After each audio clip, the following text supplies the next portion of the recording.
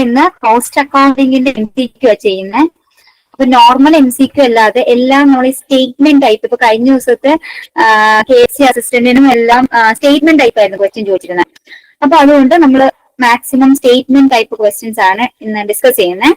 അത് കൂടാതെ നമ്മുടെ ഈ പറഞ്ഞ KFC അസിസ്റ്റന്റിന് കോസ്റ്റിംഗിൽ വന്ന 10 ക്വസ്റ്റ്യനും കൂടെ നമ്മൾ നോക്കുന്നുണ്ട്. അപ്പം സ്റ്റാർട്ട് ചെയ്യാം. ക്വസ്റ്റ്യൻ 1 വന്നിട്ട് consider the following statement regarding standard costing. അപ്പൊ സ്റ്റാൻഡേർഡ് കോസ്റ്റിംഗ് റിലേറ്റ് ചെയ്ത ഒരു 3 സ്റ്റേറ്റ്മെന്റ് ഉണ്ട്. അതിൽ ഏതൊക്കെയാണ് കറക്റ്റ്? അതാണ് ക്വസ്റ്റ്യൻ. ഫസ്റ്റ് സ്റ്റേറ്റ്മെന്റ് വന്നിട്ട് standard costing is mainly used for cost control and performance evaluation. അപ്പം നമുക്കറിയാം എന്താണ് സ്റ്റാൻഡേർഡ് കോസ്റ്റിംഗ് എന്ന് പറഞ്ഞ ഒരു ടെക്നിക്കാണ്. കോസ്റ്റ് കൺട്രോളിനും പെർഫോമൻസ് ഇവാലുവേഷൻ ഒരു സ്റ്റാൻഡേർഡ് സെറ്റ് ചെയ്തിട്ട് അത് എങ്ങനെയാണ് അതിൽ കൂടുതലാണോ അതിൽ കുറവാണോ എന്നൊക്കെ എല്ലാം നോക്കുന്നത്. അപ്പൊ അതാണ് ഫസ്റ്റ് സ്റ്റേറ്റ്മെന്റ്. അപ്പൊ അത് കറക്റ്റ് ആണല്ലോ, അത് ശരിയാണ്. സ്റ്റാൻഡേർഡ് കോസ്റ്റിംഗ് യൂസ് ചെയ്യുന്നത് സ്റ്റാൻഡേർഡ് കോസ്റ്റ് കൺട്രോളിനും അതേപോലെ പെർഫോമൻസ് ഇവാലുവേഷൻ. ഇനി അടുത്തത് വരുന്നത് in standard costing only fixed cost have variances, variable cost are ignored. അങ്ങനെയാണോ? സ്റ്റാൻഡേർഡ് കോസ്റ്റിംഗ് നമ്മൾ പല type costing, standard costing variance പറഞ്ഞായിരുന്നു. പ്രോഫിറ്റ് വേരിയൻസ് ഉണ്ട്, സെയിൽസ് വേരിയൻസ് ഉണ്ട്, കോസ്റ്റ് വേരിയൻസ് ഉണ്ട്. അപ്പൊ അതിനകത്ത് കോസ്റ്റിനകത്ത് വരുന്ന ഒരു ഐറ്റം ആയിരുന്നു ഓവർ ഹെഡ് വേരിയൻസ്. അപ്പൊ അതിൽ ഫിക്സഡും എടുക്കുന്നുണ്ട്, വേരിയബിളും എടുക്കുന്നുണ്ട്. അപ്പം സ്റ്റാൻഡേർഡ് കോസ്റ്റിംഗ് ആരെ മാത്രമല്ല, ഫിക്സഡിനെ മാത്രമല്ല, വേരിയബിളിനെയും ഫിക്സഡിനെയും രണ്ടും എടുക്കും. ഇവിടെ സ്റ്റേറ്റ്മെന്റ് പറഞ്ഞിരിക്കുന്നത് ഫിക്സഡിനെ മാത്രമേ എടുക്കത്തുള്ളൂ. അപ്പൊ ഈ സ്റ്റേറ്റ്മെന്റ് എന്താണ്? തെറ്റല്ലേ? അപ്പൊ രണ്ടാമത്തെ സ്റ്റേറ്റ്മെന്റ് തെറ്റാണ്.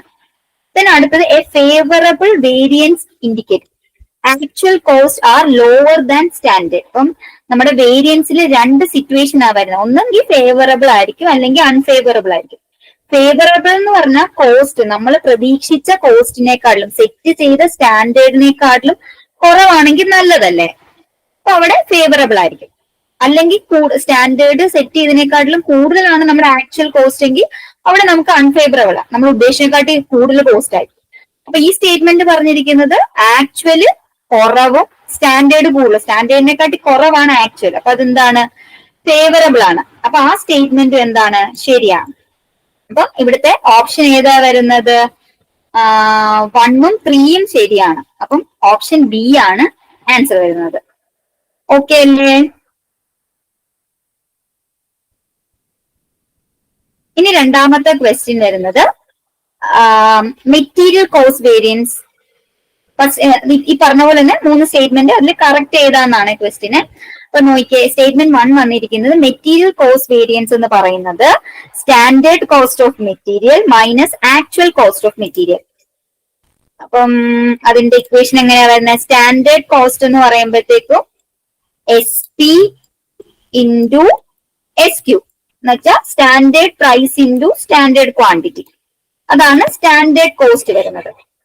ആക്ച്വൽ എന്ന് പറയുമ്പോൾ actual price AP into actual quantity വന്നിട്ട് AQ അല്ലേ? അപ്പൊ ഇതിന്റെ ഡിഫറൻസ് ആണ് material cost variance. Total cost, മെറ്റീരിയലിന്റെ ടോട്ടൽ കോസ്റ്റ് വേരിയൻസ് പറയുന്നത് കറക്റ്റ് ആണല്ലോ? ഇങ്ങനെ തന്നെയല്ലേ? Standard cost minus actual cost. അപ്പൊ ഇക്വേഷൻ അല്ല, ഈ പറഞ്ഞ സ്റ്റേറ്റ്മെന്റ് ശരിയാണ്. അടുത്തത് വരുന്നതാണ് labour efficiency variance rises due to difference between standard hour and actual അവർ. അപ്പൊ നമ്മൾ ലേബർ എഫിഷ്യൻസി വേരിയൻസ് കണ്ടുപിടിക്കുമ്പോൾ നമ്മൾ ഇക്വേഷൻ തന്നെ വരുന്നത് എന്താണ്? സ്റ്റാൻഡേർഡ് വേജ് റേറ്റ്, അതിന് ഞാനിപ്പോ SR എന്നിടുവാണ്, ഇൻറ്റു എന്താണ്? സ്റ്റാൻഡേർഡ്,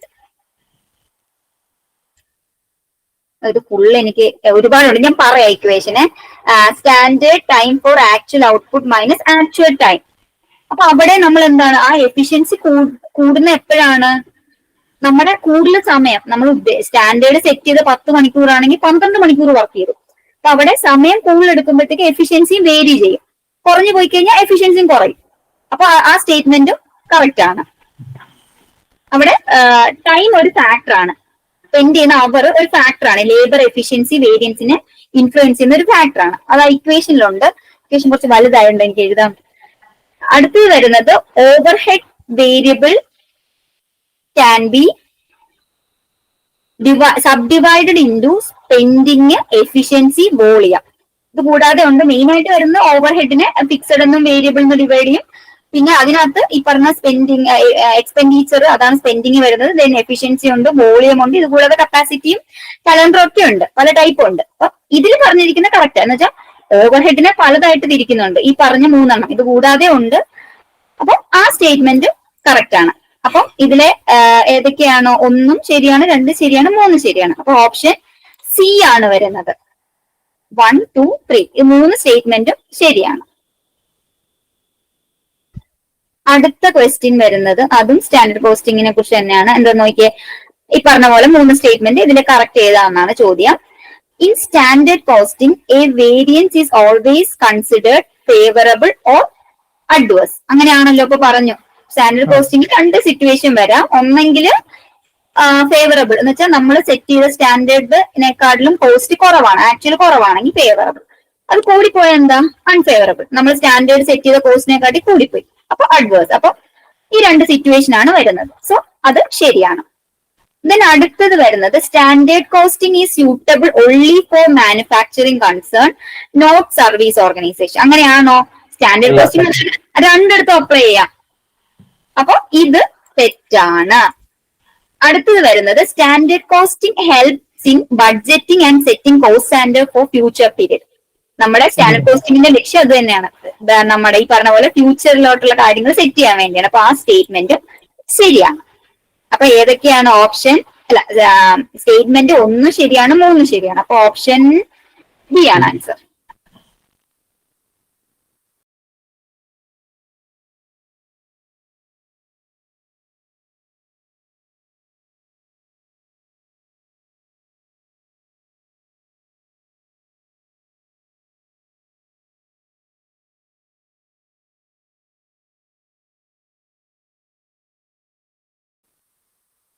ഓക്കെ അല്ലേ?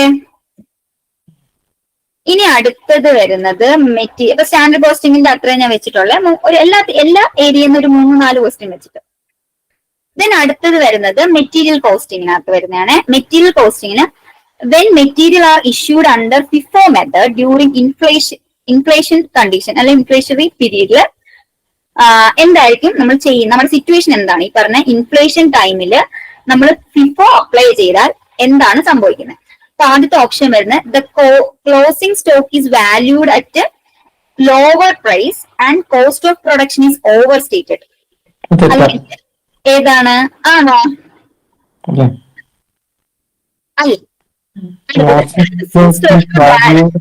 At higher price and cost of production is under stated. അതാണോ? അതാണോ? ശരിയാണല്ലോ. Closing stock is valued at higher price. റെഡിയാ. അതാണ് എന്ന് വെച്ചാൽ ഇപ്പൊ നമ്മള് ഒരു 100 സാധനം 100 യൂണിറ്റ് വാങ്ങി ആദ്യം 10 രൂപയ്ക്ക്, അത് കഴിഞ്ഞ് പിന്നെ ഒരു 100 വന്നു, അത് 12 രൂപയ്ക്ക്. ഇഷ്യൂ വന്നത് അത് ഒരു 100 എണ്ണം ആണെങ്കിൽ നമ്മൾ ആദ്യം ഫിഫോ ആകുമ്പോ ആദ്യം ഏതിൽ വിടും? 10 വിടും. അപ്പൊ നമ്മുടെ കോസ്റ്റ് വരുന്നത് 100 × 10 എന്ന് പറയുമ്പോ പുള്ളി എഴുതാൻ കഴിയത്തില്ല. 100 × 10 എന്ന് പറയുമ്പോൾ 1000 ആയിരിക്കും. നമ്മുടെ സ്റ്റോക്ക് എത്രയായിരിക്കും വരുന്നത്? 100 × 12 വരും അല്ലേ? അപ്പൊ ക്ലോസിംഗ് സ്റ്റോക്ക് കൂടുതലായിരിക്കും, ഹയർ പ്രൈസ് ആയിരിക്കും ചാർജ് ചെയ്യുന്നത്. Cost of production under stated ആയിരിക്കും. ഇതായിരിക്കും ഫിഫോ. ഈ ഫിഫോ ആണ് ഈ പറഞ്ഞ സിറ്റുവേഷനിൽ യൂസ് ചെയ്യുന്നത്. അപ്പൊ ഓപ്ഷൻ ബി ആണ് ആൻസർ വരുന്നത്. Answer B. അടുത്ത ക്വസ്റ്റ്യൻ വരുന്നത് ABC അനാലിസിസിനെ കുറിച്ചാണ്. In ABC analysis of material control, ഒരു സ്റ്റേറ്റ്മെന്റ് ആണ്. ഈ സ്റ്റേറ്റ്മെന്റ് ട്രൂ ആണോ എന്നാണ്. A item require strict control and accurate record while C item can be managed with simple control. ഇപ്പൊ നമ്മൾ ABCയിൽ 3 കാറ്റഗറൈസ് ചെയ്യുമല്ലോ സ്റ്റോക്കിനെ, ABC. അപ്പൊ ഈ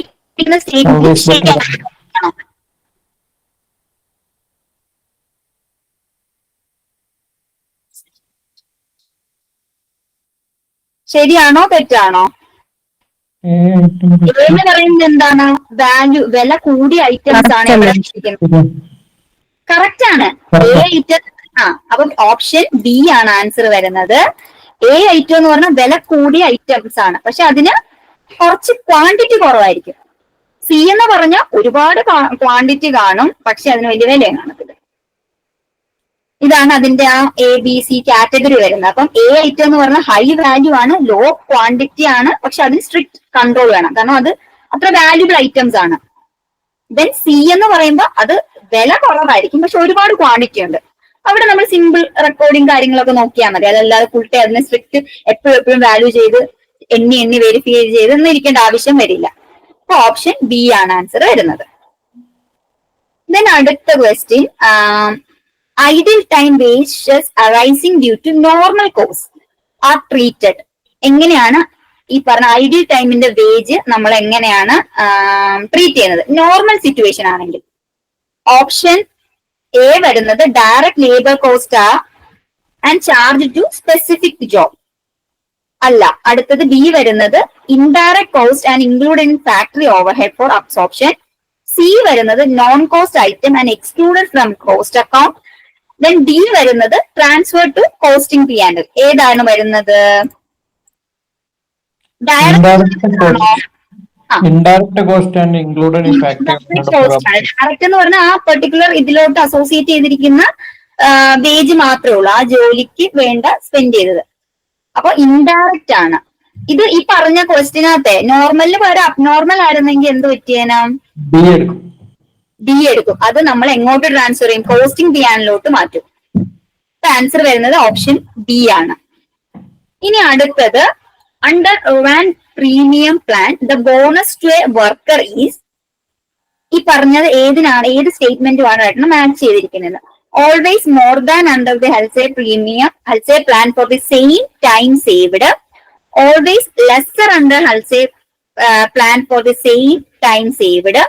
equal to health when the time saved is 50% of standard.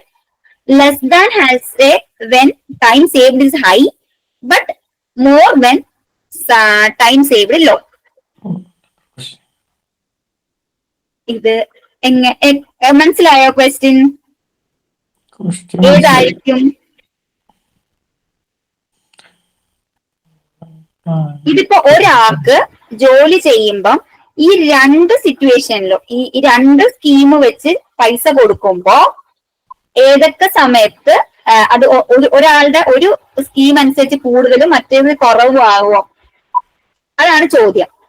ഞാനിപ്പോ ഒരു ജോലി ചെയ്യുവാണ്, ഞാൻ ഇത്ര സമയം സേവ് ചെയ്തു, അപ്പൊ എനിക്ക് റൊവാൻ പ്രീമിയം പ്ലാൻ വെച്ചിട്ടാണോ കൂടുതൽ കിട്ടുന്നത്, ഹൽസേ വെച്ചിട്ടാണോ കൂടുതൽ കിട്ടുന്നത്? അങ്ങനത്തെ ടൈപ്പ് ക്വസ്റ്റ്യൻ ആണ്. ഇമാതിരി വൃത്തിയായിട്ട് ചോദ്യങ്ങളൊക്കെ ചിലപ്പോ ഇനി വരും. ബി ആണോ മിസ്? ബി ആണോ? ഇത് ഈ ക്വസ്റ്റിന് രണ്ട് സിറ്റുവേഷൻ ആണ്. എന്ന് വെച്ചാൽ ഒരേപോലെ ടൈം സേവ് ചെയ്യുന്നത് കൂടുതലാണെങ്കിൽ ഒരു ടൈപ്പും കുറവാണെങ്കിൽ വേറൊരു സിറ്റുവേഷൻ. ഞാൻ അതൊരു എക്സാമ്പിൾ വെച്ച് ഇക്വേഷൻ വെച്ചിട്ടുണ്ട്. എനിക്ക് രണ്ടിന്റെ ഇക്വേഷൻ. സ്റ്റാൻഡേർഡ് ടൈം 10 മണിക്കൂറാണ്, ഒരു അവർലി റേറ്റ് വരുന്ന 10 രൂപയാണ്. അപ്പൊ ഇങ്ങനെ 1 മണിക്കൂറേ ലാഭിച്ചുള്ളൂ. 10 മണിക്കൂർ സ്റ്റാൻഡേർഡിന് ഇങ്ങനെ 9 മണിക്കൂർ പണിയെടുത്ത് 9 മണിക്കൂറിനുള്ളിൽ പണി തീർത്തു. അപ്പൊ അവിടെ ഞാൻ 1 മണിക്കൂറേ സേവ് ചെയ്തിട്ടുള്ളൂ. അങ്ങനത്തെ സിറ്റുവേഷൻ ആവുമ്പോ ഹെൽസേ ബോണസ് വെച്ചിട്ടാണ് നമുക്ക് 5 രൂപ കിട്ടും. റോബാൻ ഇക്വേഷൻ ഇടുമ്പോൾ നമുക്ക് 9 രൂപ കിട്ടും. അപ്പൊ ഇവിടെ ആരാ വലുത്? ഏത് സ്കീമിലാണ് നമുക്ക് കൂടുതൽ പൈസ കിട്ടുക, ബോണസ് കിട്ടുന്നത്? റോബാന്റെ ആണ്. പക്ഷേ ലാസ്റ്റ് ടൈം സേവ് എന്ന് വെച്ചാൽ 10 മണിക്കൂറിന്റെ കാര്യം ഞാൻ 2 മണിക്കൂർ കൊണ്ട് ചെയ്തു തീർത്താൽ ഹൽസേ 40 കിട്ടത്തുള്ളൂ. ഹൽസേ 40 കിട്ടും, റോബാൻ 16 കിട്ടത്തുള്ളൂ. ഇവിടെ ആരായിരുന്നു കൂടുതല്? ഹൽസേ ആയിരുന്നു കൂടുതല്, റൊവാൻ 9 കൂടുതല്. ഇവിടെ വന്നപ്പോ പിരിഞ്ഞു, ഹൽസേ കൂടുതലും റൊവാൻ കുറവും. പക്ഷെ ഇങ്ങനൊന്നും നമ്മൾ കേട്ടും പഠിച്ചിട്ടില്ല. സത്യം പറഞ്ഞാൽ ഞാൻ ഈ ക്വസ്റ്റ്യൻ ഇപ്പോഴാണ് കാണുന്നത്. ഞാൻ അത് പക്ഷെ ഇത് ഇങ്ങനൊരു സിറ്റുവേഷൻ വരാൻ ചാൻസ് ഉണ്ട്. അപ്പം നോർത്തിരുന്നോ? നമ്മൾ സാധാരണ ഇക്വേഷൻ ഇട്ട് ബോണസ് എത്രയാണ്, വേജ് റേറ്റ് എത്രയാണെന്നല്ലേ കണ്ടുപിടിക്കാറുള്ളൂ. അപ്പം ഇങ്ങനത്തെ ഇനി ചിലപ്പോൾ വരാം. അപ്പം എല്ലാ ആസ്പെക്ടും കവർ ചെയ്യാൻ വേണ്ടി ഞാൻ ഇത് ഇൻക്ലൂഡ് ചെയ്തത്. അപ്പൊ ഓപ്ഷൻ ഏതാ വരുന്നത്? ഡി ആണ്. നമ്മൾ സമയം കൂടുതൽ സേവ് ചെയ്യുന്ന സിറ്റുവേഷനിൽ ഹൽസേ കുറവായിരിക്കും, അല്ല റൊവാൻ ഹൽസേക്കാട്ടിൽ കുറവായിരിക്കും. തിരിഞ്ഞു വരുമ്പോ സമയം സേവ് ചെയ്യുന്നത് കുറവാണെങ്കിൽ കൂടുതലുമായിരിക്കും. വെറുതെ ഇരിക്കുമ്പോ ഇങ്ങനെ ഒന്ന് ഇക്വേഷൻ ഇട്ട് ചെയ്ത് നോക്ക്, അപ്പൊ മനസ്സിലാവേ. ഇക്വേഷൻ ഇടുമ്പോഴത്തേക്കും നമുക്ക് മനസ്സിലാക്കും. ഇതിപ്പോ ഞാൻ ബോണസ് മാത്രമേ വെച്ചിട്ടുള്ളൂ കേട്ടോ, ഫുൾ ഇക്വേഷൻ ഇട്ടിട്ടില്ല. ഹൽസയുടെ ഇതില് കാരണം മറ്റേത് രണ്ടുപേർക്ക് സെയിം ആയിരിക്കുമല്ലോ. റൊവാൻഡിനകത്താണേലും നമുക്ക് കിട്ടുന്ന ടൈം വേജ് സെയിം ആയിരിക്കുമല്ലോ. Time taken into rate, time taken into rate. ബോണസിലല്ലേ മാറ്റം വരത്തുള്ളൂ രണ്ടുപേരുടെയും. ഒരാളുടെ 50 ഇൻറ്റു ടൈം സേവ്ഡ് ഇൻറ്റു റേറ്റും മറ്റതിന്റെ time taken into time saved into rate by standard time. അതുകൊണ്ടാണ് ഈ ബോണസ് മാത്രമേ ഞാൻ പ്രോബ്ലത്തിൽ ചെയ്ത് വെച്ചിട്ടുള്ളൂ. ഓക്കെ അല്ലേ? അപ്പൊ ആൻസർ വരുന്ന ഡി ആണ്. ഇതൊന്ന് ചെയ്ത് നോക്കാം കേട്ടോ, വെറുതെ ഇരിക്കുമ്പോ സമയം ഉണ്ടെങ്കിൽ ഒന്ന് ചെയ്ത് നോക്കാം. ഇനി അടുത്ത ചോദ്യം വരുന്നത് when overhead are under absorbed the most appropriate treatment in cost account. Under absorption എന്താണ്? നമ്മൾ അബ്സോർബ് ചെയ്യുന്നത് ആക്ച്വലിനെക്കാട്ടിലും കുറവായിരിക്കും. ആക്ച്വലി വന്ന കോസ്റ്റിനെക്കാട്ടി കുറവായിരിക്കും നമ്മൾ ആ പ്രോഡക്റ്റിലോട്ട് അസൈൻ ചെയ്തിരിക്കുന്നത്, അബ്സോർബ് ചെയ്തിരിക്കുന്നത്. അപ്പോഴാണ് അണ്ടർ അബ്സോർബ്ഡ് എന്ന് പറയുന്നത്. അപ്പൊ ആ സിറ്റുവേഷനിൽ ട്രീറ്റ്മെന്റ് എന്താണ്? കോസ്റ്റിംഗിൽ നമ്മൾ എന്താ ചെയ്യുന്നത്? കോസ്റ്റിംഗ് ചെയ്യാനിലോട്ട് മാറ്റുവോ, അതോ carry forward to next period ആണോ, അതോ apportionment between cost of sales, finished goods and working progress ഈ under absorption is due to normal cost, ignore ചെയ്യുവാണോ? രണ്ട് സിറ്റുവേഷൻ ആണ് അണ്ടർ അബ്സോർപ്ഷനിൽ വരുന്നത്. ഈ പറഞ്ഞ അണ്ടർ അബ്സോർപ്ഷൻ സംഭവിക്കാൻ റീസൺ നോർമൽ ആണെങ്കിൽ, നോർമൽ റീസൺ കൊണ്ടാണെങ്കിൽ നമ്മൾ അത് ഈ പറഞ്ഞ കോസ്റ്റ് ഓഫ് സെയിൽസിലും ഫിനിഷ്ഡ് ഗുഡ്സിലും അതിന്റെ വർക്കിംഗ് പ്രോഗ്രസിലും കൂടി ഡിവൈഡ് ചെയ്തങ്ങ് കൊടുക്കും. അല്ല അബ്നോർമൽ റീസൺ കൊണ്ടാണ് ഇങ്ങനെ സംഭവിച്ചതെങ്കിൽ അത് എങ്ങോട്ട് മാറ്റും? കോസ്റ്റിംഗ് ചെയ്യാനിലോട്ട് മാറ്റും. അപ്പൊ ഇവിടുത്തെ ഈ രണ്ട് ആൻസറും ഈ പറഞ്ഞ അണ്ടർ അബ്സോർപ്ഷന്റെ അണ്ടറിൽ വരുന്നതാണ്. ഒന്നെങ്കിൽ ഈ പറഞ്ഞ പോലെ അപ്പോർഷൻ ചെയ്യും, അല്ലെങ്കിൽ കോസ്റ്റിംഗ് ചെയ്യാനിലോട്ട് മാറ്റും. പക്ഷെ സ്റ്റേറ്റ്മെന്റ് നമ്മൾ നോക്കുമ്പോൾ ആദ്യത്തെ സ്റ്റേറ്റ്മെന്റ് എന്താ പറഞ്ഞിരിക്കുന്നത്? ഓൾവേസ് ട്രാൻസ്ഫർ ടു കോസ്റ്റിംഗ് ചെയ്യാനല്ല. അത് ശരിയാണോ? എപ്പോഴും നമ്മൾ കോസ്റ്റിംഗ് ചെയ്യാനിലോട്ട് മാറ്റുവോ? ഇല്ല. എപ്പോ മാത്രമേ മാറ്റത്തുള്ളൂ? അബ്നോർമൽ കോഴ്സ് വന്നാലേ മാത്രമേ മാറ്റാൻ പാടുള്ളൂ. അപ്പം ഇത് എടുക്കരുത്. അത് എന്തുകൊണ്ടാട്ടോ? ഈ ഓൾവേസ് എന്ന് പറയുന്ന സാധനം ഉള്ളതുകൊണ്ടാ ഇവര് പറഞ്ഞ എല്ലാ പ്രാവശ്യം മാറ്റുമെന്ന. അപ്പം ശരിക്കുള്ള ആൻസർ ഏതാ വരുന്നത്? Apportion between cost of sales, finished goods, working progress if under absorption is due to normal cost. ഇത് കഴിഞ്ഞ ദിവസം നമ്മുടെ KFCക്ക് ഈ ചോദ്യം വന്നിട്ടുണ്ടായിരുന്നു. ഈ ചോദ്യം മീൻസ് ഇതിന്റെ ഏരിയ വന്നിട്ടുണ്ടായിരുന്നു, ആ സപ്ലിമെന്ററി റേറ്റിന്റെ. എക്സാം എഴുതിയായിരുന്നോ? എങ്ങനെയുണ്ടായിരുന്നു? 65 വല്ലതും അടിച്ചോ അതോ 85 അറ്റൻഡ് ചെയ്തോളോ? 85 അറ്റൻഡ് ചെയ്തോ? 15 നെഗറ്റീവ്. അയ്യോ, അപ്പൊ കൊറേ നെഗറ്റീവ് ആയല്ലോ. 5 മാർക്ക്. 5 മാർക്ക് എന്ന് പറഞ്ഞാൽ വലിയ മാർക്കല്ലേ?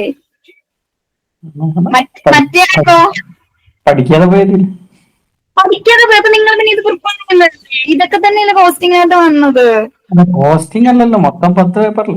10 പേപ്പർ ഉണ്ട്. കോസ്റ്റിംഗ് നമ്മൾ പഠിപ്പിച്ചതിനാ അക്കൗണ്ടിങ് കോസ്റ്റിംഗ് അല്ലല്ലോ. ഡബിൾ അക്കൗണ്ട് ഒന്നും ഇല്ലായിരുന്നു. ശരി. കമ്പനി അക്കൗണ്ടിങ് കുറച്ച് പോകാമോ? കമ്പനി മാനേജ്മെന്റും ക്യാപിറ്റൽ മാർക്കറ്റ് ഒക്കെ എളുപ്പമല്ലായിരുന്നോ? മാർക്കറ്റിങ് എളുപ്പമായിട്ടാണ് അത്ര കിട്ടിയത്. അല്ല, ആ നെഗറ്റീവ് അടിച്ചില്ലായിരുന്നെങ്കിൽ ചിലപ്പം കുറച്ചുകൂടെ ഒക്കെ മാർക്ക് വന്നേനെ. അത് ഉദ്ദേശിച്ചില്ല, വെറുതെ ഇതിനു വേണ്ടി ഒരു ട്രയൽ റൺ ആയിക്കോട്ടെ അല്ലേ? അത്രേ ഉള്ളൂ. ഇതിന്റെ ആൻസർ സി ആണ് വരുന്നത്. ഇനി അടുത്ത